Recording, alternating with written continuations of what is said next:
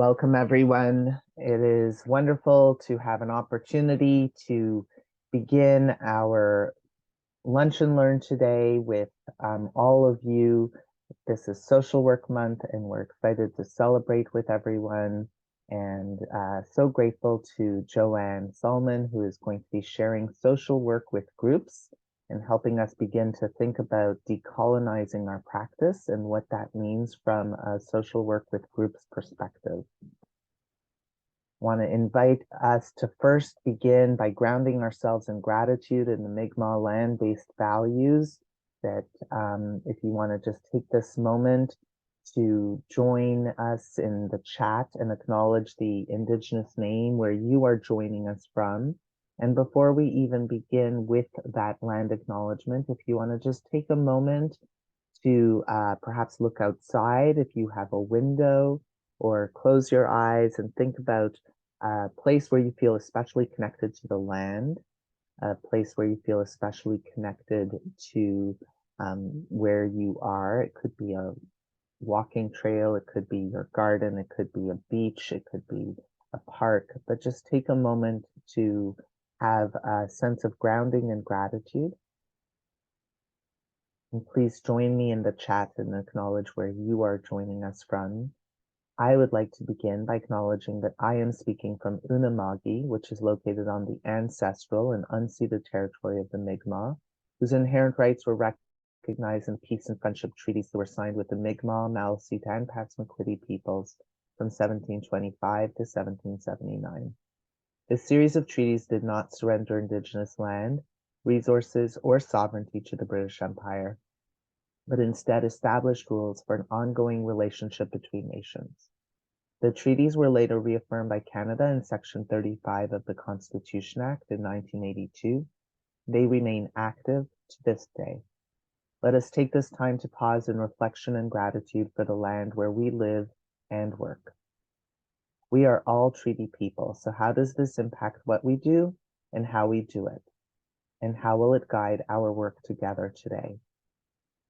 When we think about truth and reconciliation, we're mindful of the 94 calls to action from the Commission of Canada's calls to action, and the ones that impact us as social workers in particular.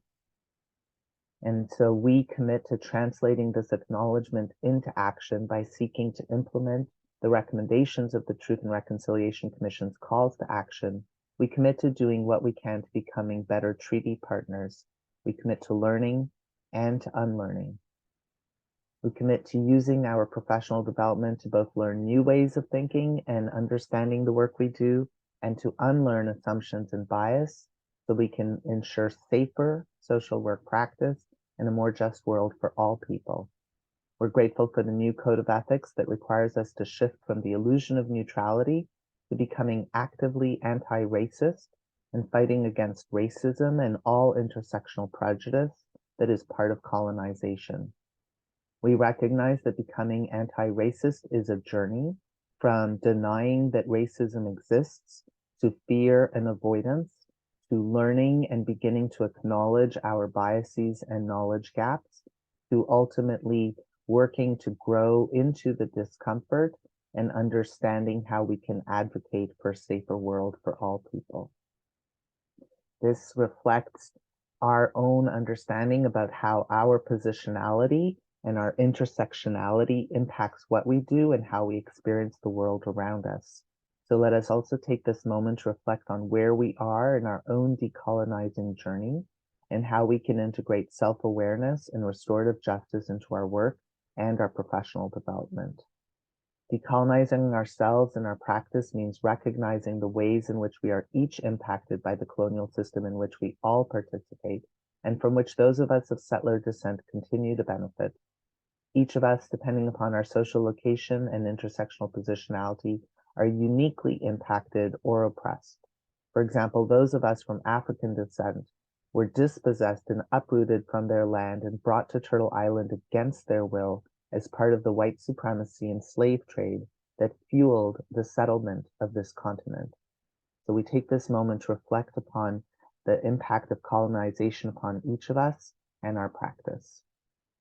And when we acknowledge the land, we must also acknowledge the wisdom of this planet and align ourselves with its truths. So we pause in gratitude for all who have and continue to heroically care and advocate for this beautiful land. May we join them in this sacred work. May we ground ourselves in the wisdom of the land-based Mi'kmaq teachings and values we must all begin to learn, that we may decolonize ourselves, our practice, and its community that we share by working for justice for all living beings as an expression of our gratitude for being here. So let us take a deep breath and recenter ourselves away from the violent ways colonization fills our world and fills us. Let us work on taking a deep breath to let go of unconscious bias everywhere, inside and out. And may our session today lead us to be in right relationship with this land and with one another. Just a reminder that because it is Social Work Month, we will be having door prizes at the end. So if you stay till the very end, you get to have a chance to win. We've got books, we've got art, we've got conference tickets, so stay tuned.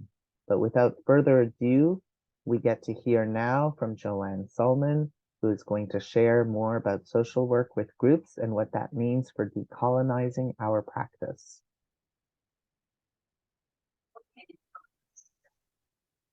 Joanne, thank you so very much for being here to share some of your wisdom and passion with all of us. Thank you very much, Naj, for your warm welcome.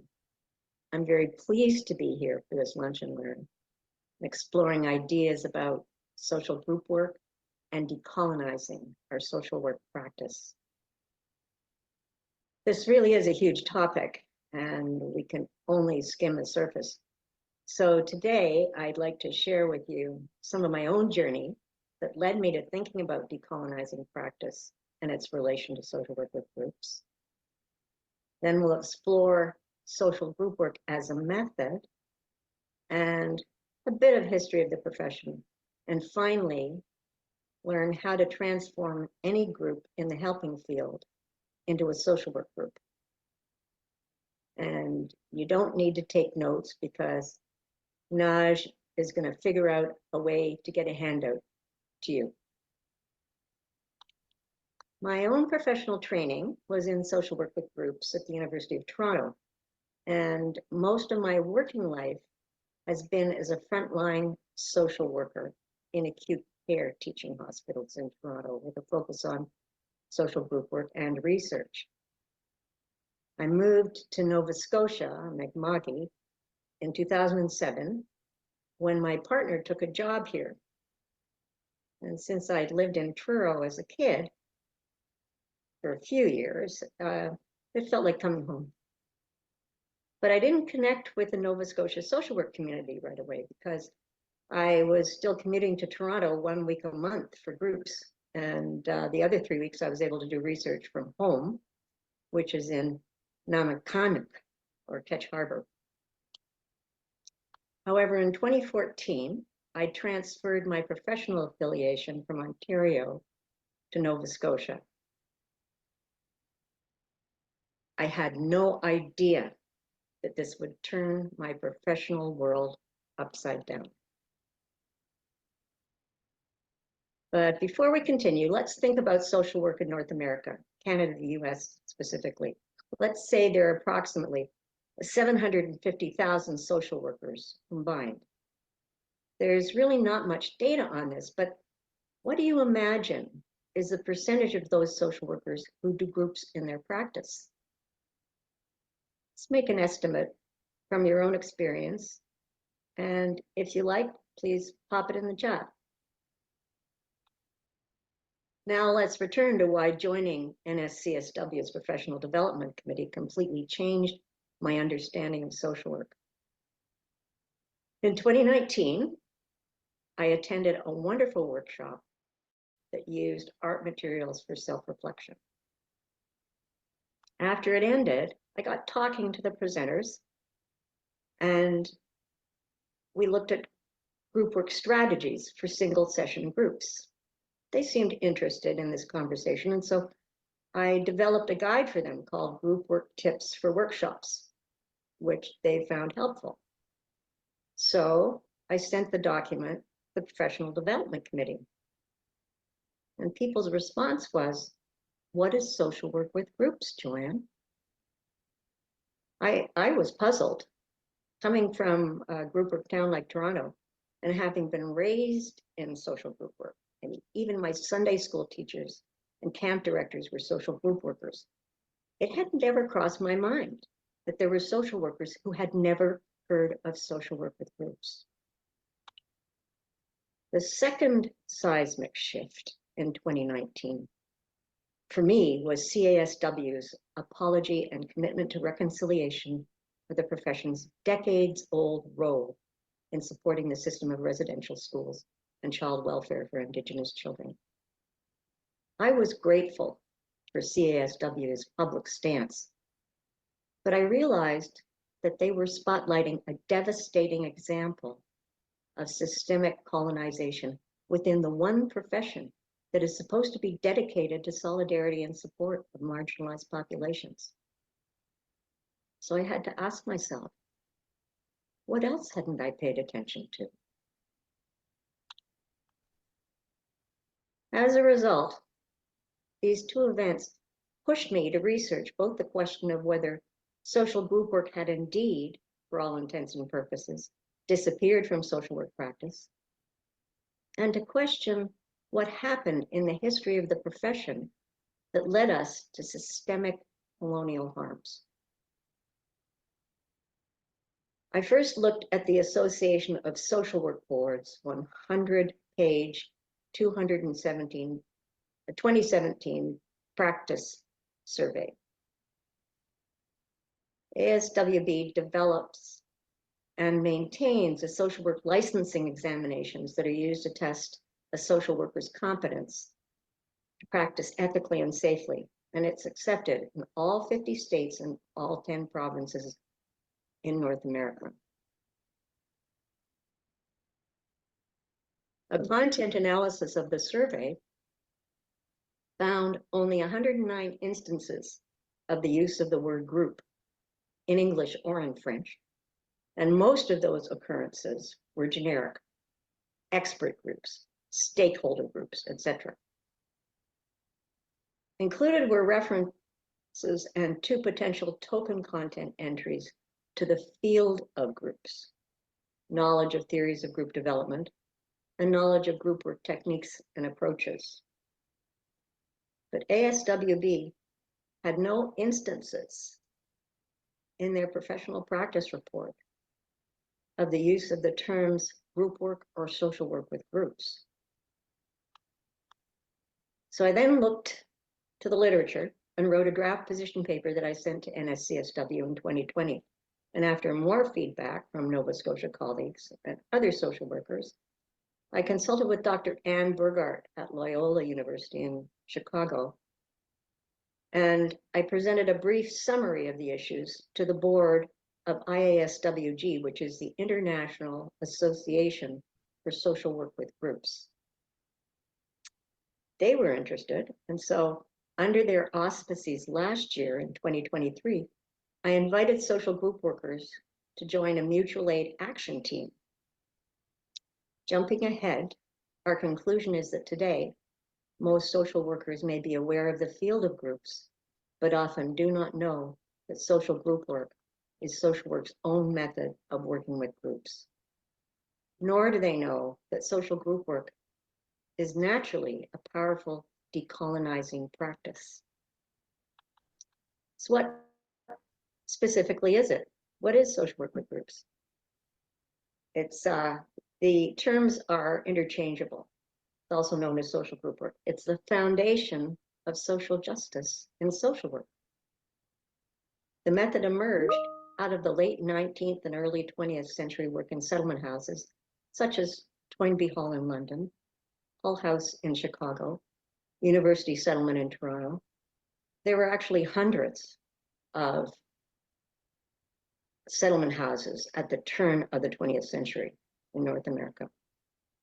Other components of social group work were practiced in community centers, Ys, camping, informal education, and labor union organizing. Since the very beginning of social work in those settlement houses, social group work has been founded on a fusion of social care with individuals, group work, community development, social justice advocacy, and social policy. It's a non-hierarchical, democratic, strengths-based practice that utilizes mutual aid and purposeful activity to promote social connection, information, social support, therapeutic healing, skill development, and the experience of being in a community with people all in the same boat. Social work groups are also models of anti-oppressive practice based on social justice, diversity, equity, and inclusion, advocacy, and the development of community resources. All of these are decolonizing factors and are the ethical values embedded in social group works practice itself. Hull House's Jane Addams and Neva Boyd, and the African American Southside Settlement House's director, Ada S. McKinley, are three of the many social work pioneers who championed this practice. In fact, during the 1919 Chicago race riots, McKinley and Addams linked arms with two other settlement workers and marched into the mob to demonstrate Black and white solidarity. And this all happened in social work's infancy over 100 years ago. In addition, there are many parallels between social group work and Indigenous ways of knowing and practicing. Stevenson says many Aboriginal communities and urban Aboriginal people in the field of social services are utilizing healing circles, talking circles, or sharing circles as a way of providing group support for people who are dealing with issues such as addictions, violence, grief, trauma. The Toronto Group Workers Network was introduced to talking circles decades ago by Ariel Dillon while she was a student of Norma Lang's at University of Toronto. I believe she's currently teaching at St. Thomas University in Fredericton. Social group work also has a rich literature, an international organization, and international symposia that continue to advance the method today. This June, the symposium is in Madrid. But to answer part of the earlier question, the percentage of social group workers who are members of IASWG is less than 1% of all North American social workers. So this is despite the fact that until the 1970s, the social group work method was included in major social work curricula in North America, although apparently not in Atlantic Canada. At that time, most schools of social work switched away from teaching social group work as a distinct method and social casework. Why? Because they believed that a generic practice would focus on similarities among the different types of social work rather than differences, and would therefore train generalist social workers to deliver services to all populations. But things didn't work out that way at all. The first casualty of this shift in education was social group work. Educators teaching generic social work tended to be early adopters of group practice from other professions, such as group psychotherapy, cognitive behavioral therapy, education-oriented manualized short-term groups. And here's an historical connection. The appropriation of content from other professions echoes the path that Mary Richmond from the Charity Organization Society took in 1917 when she published Social Diagnosis and led casework to adopt the medical model's hierarchical dyadic practice in order to acquire professional status for casework.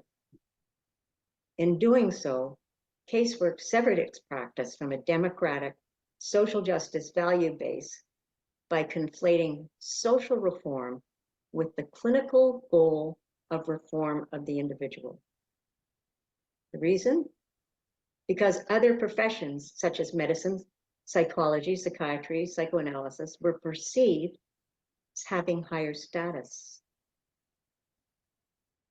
Another unintended consequence of the 1970s switch to generic also radically altered the traditional social work knowledge base with the imposition of two now disconnected streams, micro or clinical, which redefined small group practice as part of direct social work practice with individuals, families, groups, versus macro or social justice practice in community development and social policy programs. So in social work with groups, these streams are actually integrated into practice, documenting the impact of this disastrous shift. Swapak in 2014 published a comprehensive study of social work education that reviewed 182 accredited social work schools.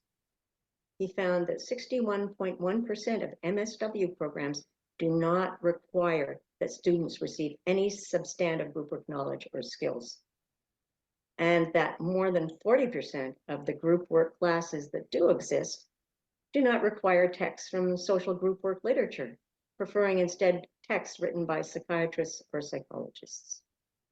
So this loss of social group work in schools of social work cemented fragmentation within our profession. The speed of the loss of the group work method was so rapid that by 1979, social group workers founded their own association, which is now the International Association for Social Work with Groups, to preserve social group work knowledge and practice.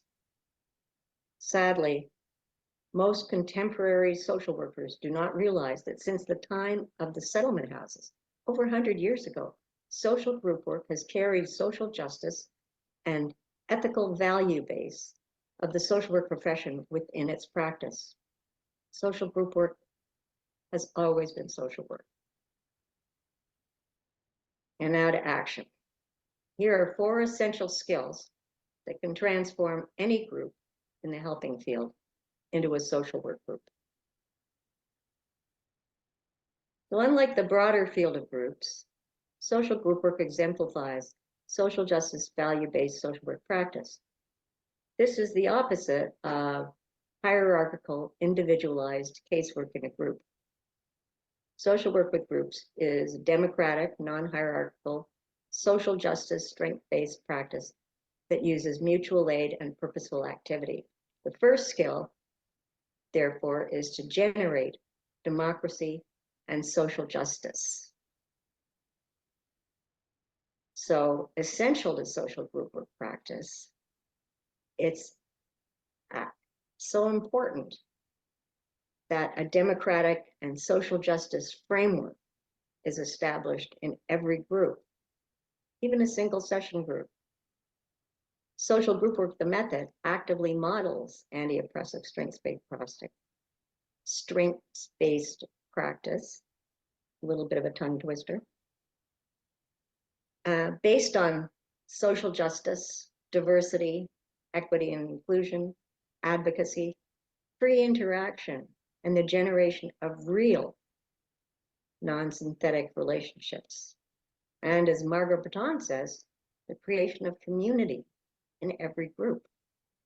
So still talking about democracy and social justice, the first core value in the standards of practice, according to the International Association for Social Work with Groups, states, in group deliberations, no one person should be more privileged in a group than another, not a worker, not a group member, or the agency director. And the second core value is the creation of a socially just society. So this is within the practice. The second skill, mutual aid.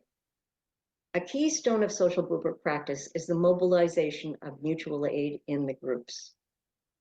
The concept from evolutionary biology is central to social work practice with groups. Jane Addams gives numerous examples of the mutual aid process in her writing. In Democracy and Social Ethics, she describes the difference between charity and a natural community process of mutual aid. She repeatedly observed that community members gave aid to each other with kindness and contrasted this with, quote, the guarded care with which relief is given by a charity organization society visitor to a charity recipient. Adams stated, the neighborhood mind is at once confronted not only by the difference of method, but by an absolute clashing of two ethical standards. So what does this mean? Well, Mary Richmond came from the Charity Organization Society. The purpose of that society was to screen out the undeserving poor. This colonial concept is still with us today in hierarchical social assistance programs and in beliefs held by many in society. So what's mutual aid? The mutual aid process provides connection, a space for the sharing of experience, and a feeling of inclusion in a community of people who are not only all in the same boat, but are going somewhere together. Through mutual aid, social work groups can provide social engagement, support, therapeutic helping, skill development, and the accomplishment of individual, group, social justice, and policy goals. And in addition, every social work group has the potential to become a resource for the wider community. The third skill is non-deliberative practice. The roots of social group work are activity-based. A defining element in social group work is the use of holistic non-deliberative practice. In the early 1900s, Neva Boyd pioneered play and games theory at Hull House in Chicago. Starting in the 1960s, Norma Lang developed and taught non-deliberative practice theory at the University of Toronto.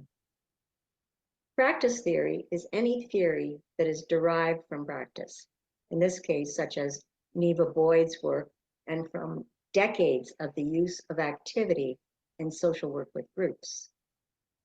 Non-deliberative approaches, described by Lang as artful, actional, and analogic, used active engagement, such as play, art, games, music, dance, drama, role play, any activity really, to unlock the range of ways that people can express themselves, communicate with others, and discover their strengths. In these ways, they find solutions that are not exclusively expressed through talking or deliberating. Non-deliberative practice theory both describes and explains all activity and arts-based therapies in all disciplines, and has been a keystone in social group work since the settlements.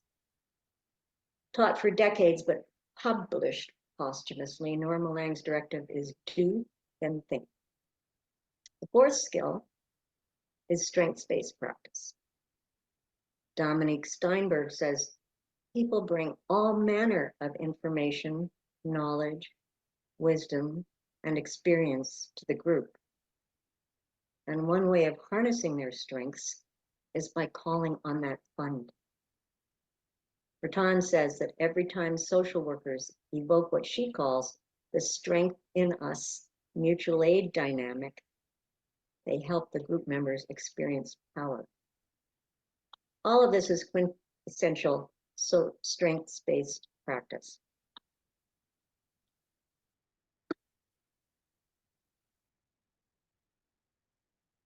There are other tools which accompany these four skills, and they're also evident in the field of groups as a whole.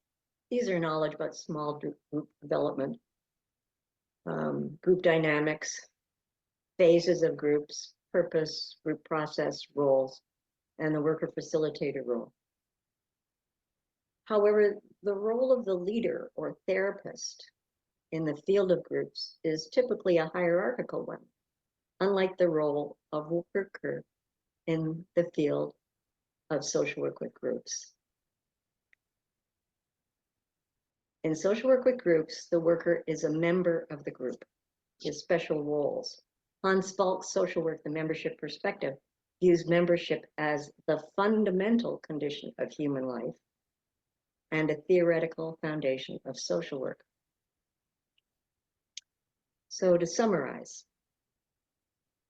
a critical issue for social work and for society is where we locate the problems and the solutions that individuals, families, communities, and societies face. Do we locate them in the individual, which is a colonial lens, or in the systemic constructions and profound intersectional inequities that are generated by power, a structural lens? Inequities such as gendered violence, racism, poverty, war, climate change impacts, the list goes on. As Wood and Tully in 2006 reminded us, social work has shifted from a philosophy of changing the system to meet the needs of people back to a system of changing people to meet the needs of socially constructed norms. This is a continuous philosophical dance that had its genesis in the divergent philosophies of Mary Richmond and the charity organization societies changing people, to Jane Addams and the settlement house movement changing society. In the 1970s, similar to Mary Richmond and her rush to professionalize social casework, in 1917, other professions were perceived as having higher status than social work. In addition, the switch to generic, which radically altered the traditional social work knowledge base with the imposition of two now disconnected streams, has also meant the loss of social group work as the bridge method in schools of social work. This, more than anything else, has cemented fragmentation within the profession. Social group work does not presuppose a binary colonial focus on either the individual or the collective. An integrated social work profession based on social justice understands the impact of issues that individuals struggle with and expands the conceptual practice framework to relationships and membership. This opens up a vast network of potential support for the individual, including the worker, and allows people to realize and share their strengths with others. In such a way, we all become agents of social justice and change. We couldn't put Humpty Dumpty back together again, but social work as a profession can reintegrate itself. Decolonization on an individual level is necessary, but not sufficient to decolonize the profession. Despite the important work that social workers do on a daily basis, a practice that is primarily situated in colonial environments limits the social justice activism needed to effect change. If the current clinical practice were to be integrated with social group work's authentic social work practice theory, every social worker would have the tools to decolonize their own practice, even in managerial colonial settings. I know this, I've done it. And like magic, the skills and tools described can transform any group found in social work practice into a social work group. This model can also be a template from reframing practice that has been appropriated from other professions by social workers. So we don't have to lose skills, but in fact gain core social work practice methodology. Moreover, if social work incorporates these foundational social group work values, democratic social justice work will reemerge for the benefit of all members of social work's community of practice. Thanks very much.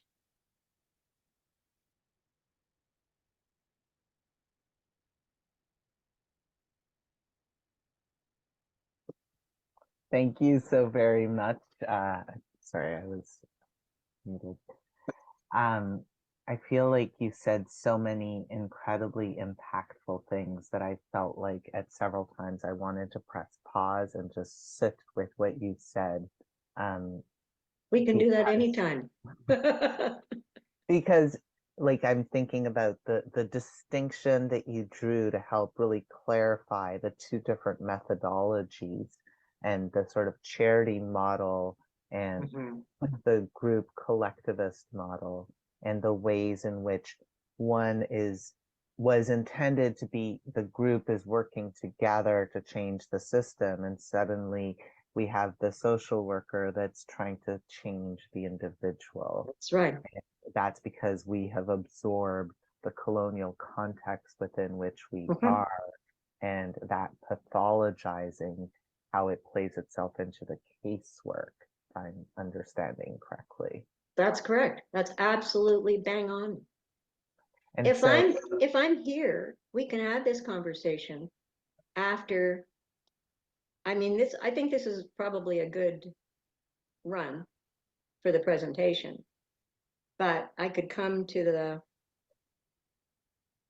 to the live yes, presentation of and course, we this can is a have a backup conversation. recording, but Yeah. I, just in case we don't have the opportunity because you might have a glitch in your ability to be present. Um, there's a question that I'm imagining that at least someone might have. There may be a couple of questions. So one question um, is the word settlement for settlement house. Sometimes when we use especially English language words, we have all of these associations. So when I hear the word settlement, I hear settler in the word settlement. And I think about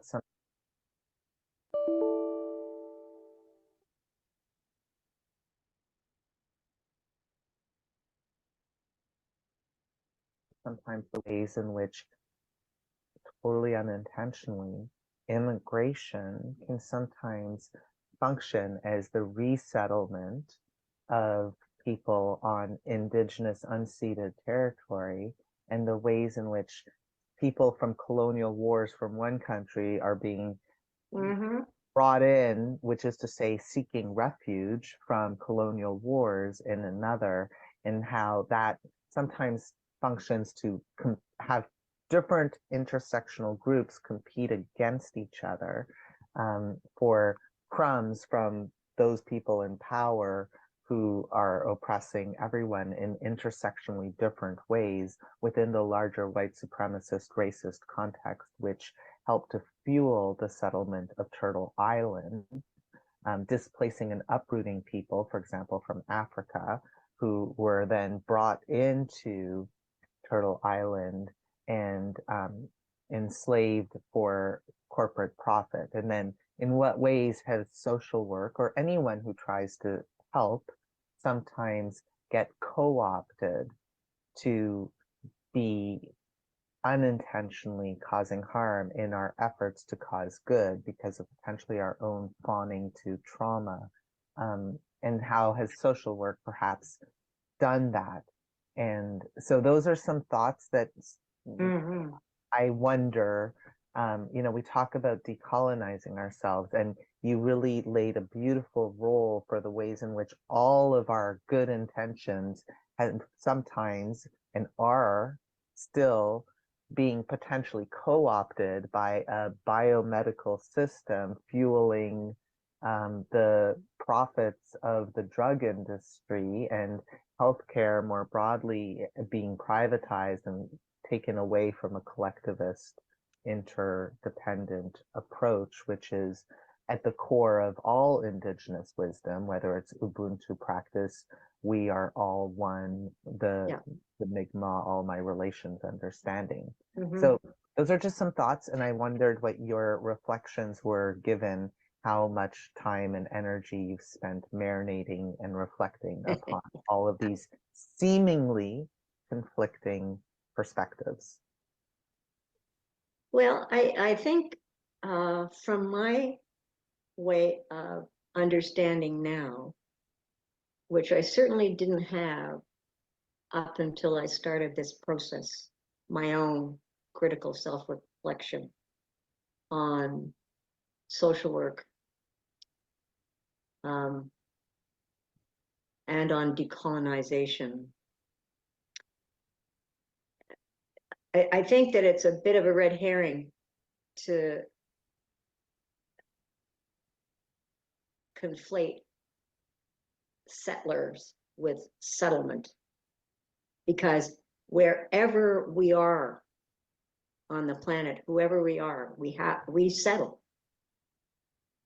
I mean, there are indigenous settlements. If there were no non-indigenous people in North America, there would be settlements. And what are the qualities of, for example, the indigenous settlements? Well, the Iroquois Confederacy was a democratic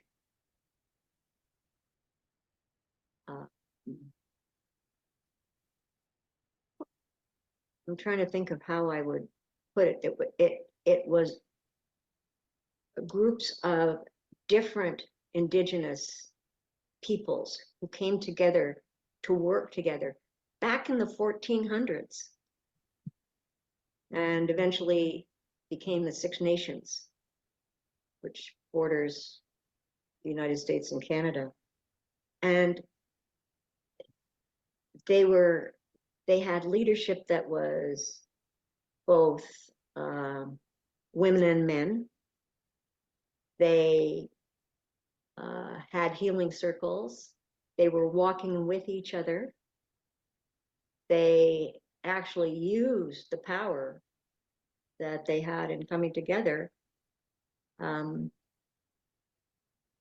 their negotiations with the colonial settlers.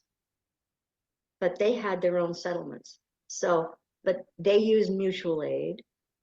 They used non-deliberative practice. They certainly they were democratic. They pulled together to to amplify their own strengths. So these are the kinds of qualities that social work with groups has always had. I mean, Jane Addams was disabled. She was a lesbian. She led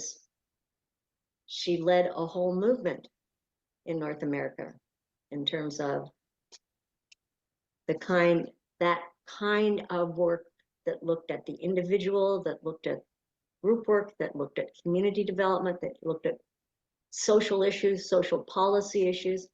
I mean, and made big changes. You got the Nobel Peace Prize. So what I'm hearing is the ways in which the English word settle has then been co-opted too, so that we have different understandings. And I'm just thinking about how much gets lost in translation, right? Because that's right. We're really talking, as you described, about dwelling, not settling. What we now understand as settling at the time may very well have been dwelling, just like so much of what I've learned from my Mi'kmaq siblings around the issues around the treaties, right? Mm-hmm. The British, when they were creating these treaties and having people sign it, had this idea of land ownership that was a mistranslation. That's right. Right? Because that's right. Mi'kmaq people didn't have, I mean, absolutely. Mi'kmaq, many indigenous communities, right, were nomadic or moving or journeying, right? This notion of dwelling as and helping each other in our journeys, as opposed to settle, which is the essence of sort of, here's this reserve of land that's left for you.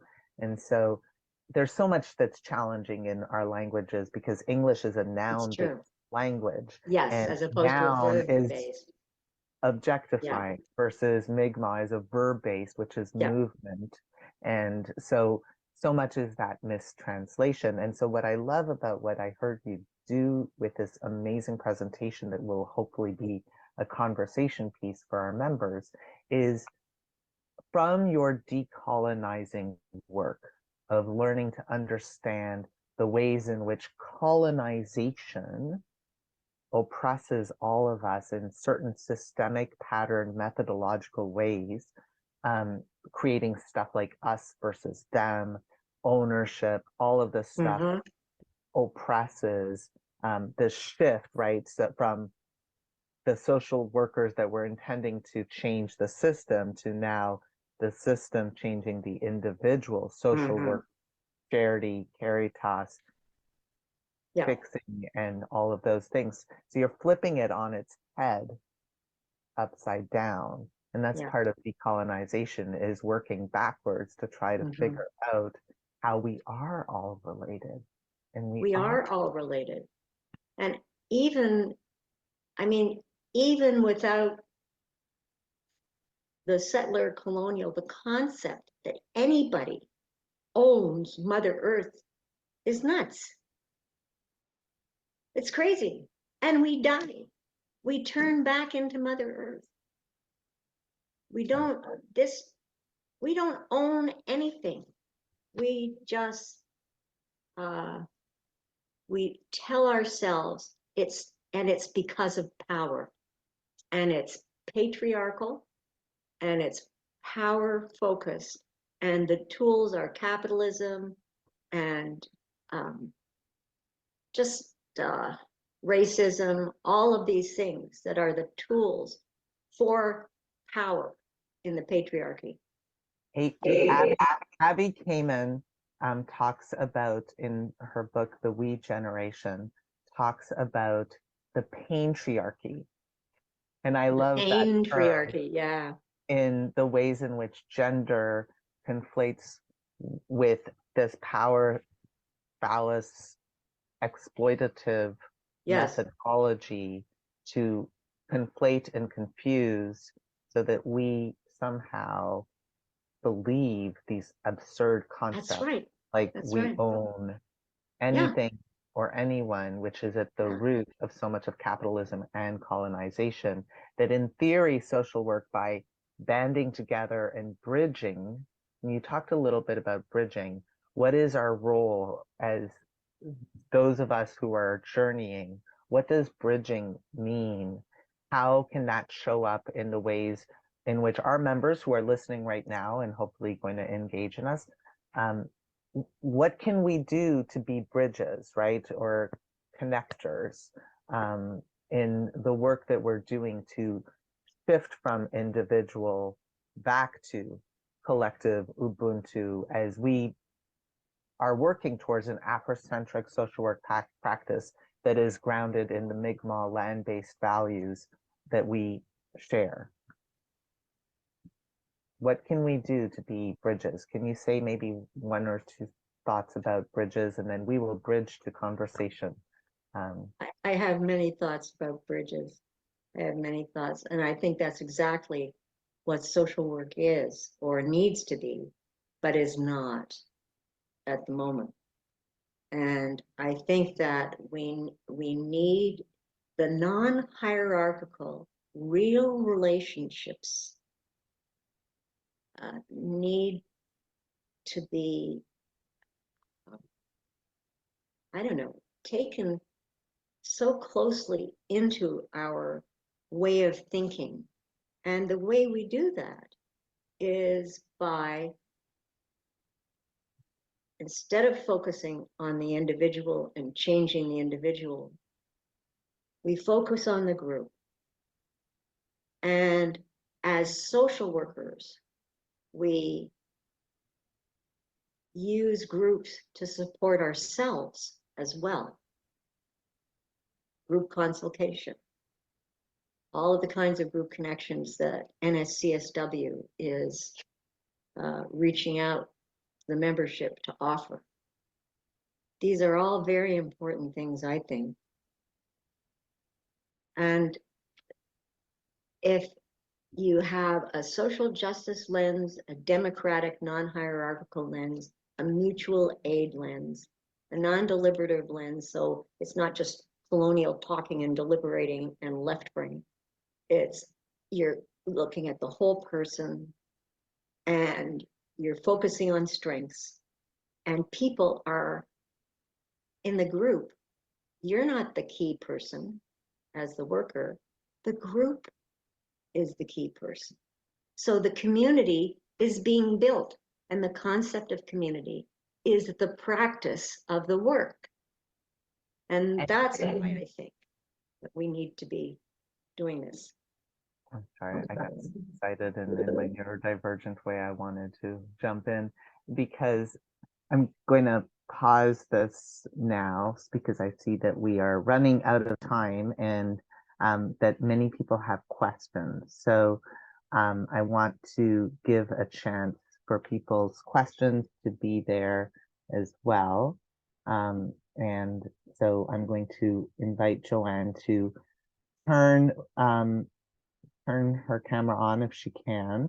I see that we've got some awesome questions here. I'd love to know more about what it looks like for a group to be democratic and the social worker as a group member, which in itself is sort of how we don't burn out because we're part of that. So what is or is not the role of the social worker in that group? I understand that a group can be democratic even if not everyone in the group has the same role. So Joanne, I'm going to invite you, if you don't mind, to answer that question, which is, what does it look like for a group to be democratic and the social worker to be a group member?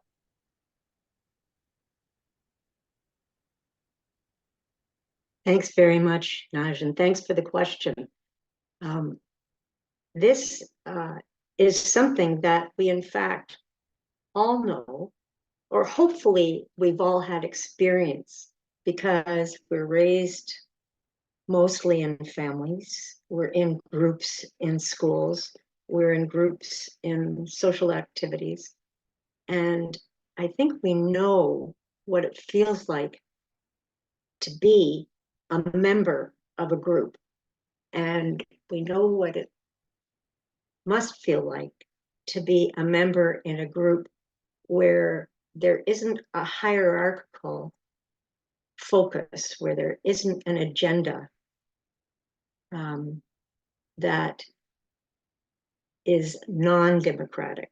So if we sense that we as the worker are a real person, although we aren't necessarily putting out or taking up all of the airtime of the group, but we're a real person in the group. And what we're doing is primarily promoting mutual aid so that the other members are connecting to each other. And we do that by highlighting the strengths as the worker highlights the strengths of other members and connects other members so that when in fact another member has some important connection and can reflect to other members in the group, that the worker is the one who helps make those connections until the worker doesn't even have to do that anymore because the members connect with each other just naturally and automatically, like most of us do when we're in a group where we feel like we have a place and we have a voice. So that's what we want to give to all members. And non-deliberative work is a very effective way of getting people connected both to their own strengths and to each other. And what the worker does is the worker makes all of that possible, not by taking a hierarchical role and leading, but by facilitating the group connectedness and the power in the group. And thank you very much, everybody, for your comments.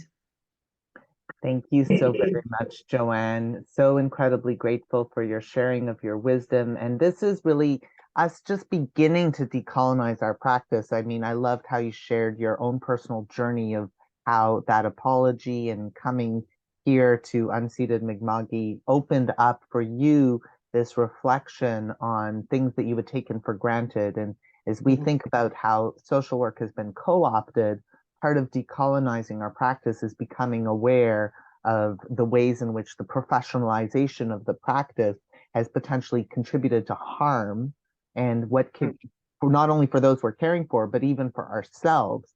And what does healing the profession of social work, healing ourselves, and healing the communities of which we're a part?